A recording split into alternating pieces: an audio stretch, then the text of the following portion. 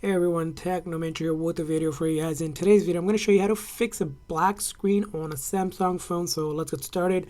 Now, when it comes to a black screen, it's not turning off. First thing, you want to make sure that you charge at least for half an hour. And you're going to make sure the charger isn't broken. Sometimes the charger, either the cable or the box can become defective. So you want to try a different charger as well. Let's say you charged it. Maybe there's some things in the charge port. You want to make sure it's not blocked as well. Make sure there's no dust, dirt. You're going to clean that out as well. And some phones have wireless charging as well. Depending on the Samsung model you have, you can do wireless charging. Now, after you have done this, this is the method you want to do to really fix it.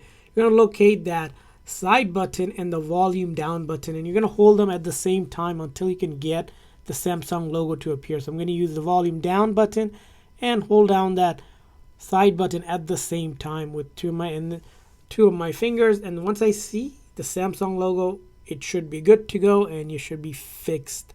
Now, if it doesn't work, just keep on trying.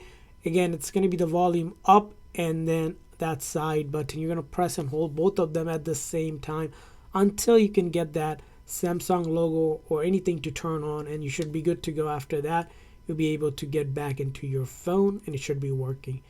Again, sometimes the volume up might not work. In that case, connect it to a charger first and then do the method.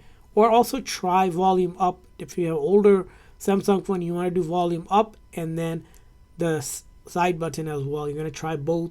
Keep on holding until you can get it to see if you have any signs of it turning on.